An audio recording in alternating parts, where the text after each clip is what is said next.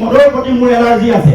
কাৰণ মদে কেনেকৈ এখন গ্ৰাম্য সমাজ ধ্বংস কৰি দিছে, কেনেকৈ গ্ৰাম্য অৰ্থনীতি ধ্বংস কৰি দিছে, এটা পৰিয়াল কেনেকৈ বৰবাদ কৰি দিছে, এই কথাটো মোতকৈ আৰু ভালদৰে হয়তো বেলেগ মানুহে নাজানিব। মইও এখন গাঁৱৰ পৰা উঠি আহিছো। মোৰ গাঁওখনৰো এটা সময়ত মদৰ পৰিৱেশ আছিল।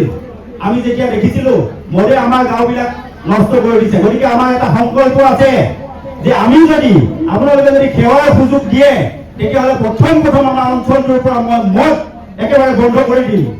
হয়তো দুজনমান মানুহে বেয়া পাব, যিসকলে মদ বিক্ৰী কৰে এই দুজনমান মানুহে বেয়া পাব। তাৰ বিনিময়ত কিন্তু মোৰ ভাই ককাই বহু ভাই ককাই জীৱন ৰক্ষা হ'ব, হয়নে নহয়?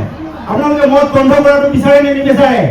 ইমান সংস্কৃতিবান মানুহৰ মাজত কেনেকৈ মদৰ দোকান থাকিব, কেনেকৈ চুলাই ফাটি থাকিব, কেনেকৈ চুলাই মদ খাই মোৰ ভাতৃবিলাকৰ মানে জীৱন অকালতে নষ্ট হ'ব? এই কথাটো আমি সহ্য কৰিম জানো? কেতিয়াও সহ্য নকৰিম। গতিকে আপোনালোক সকলোলৈকে অনুৰোধ কৰিম, এই কথাখিনি মই আৱেগিকভাৱে কৈছো, কিন্তু মই কৰি দেখুৱাম।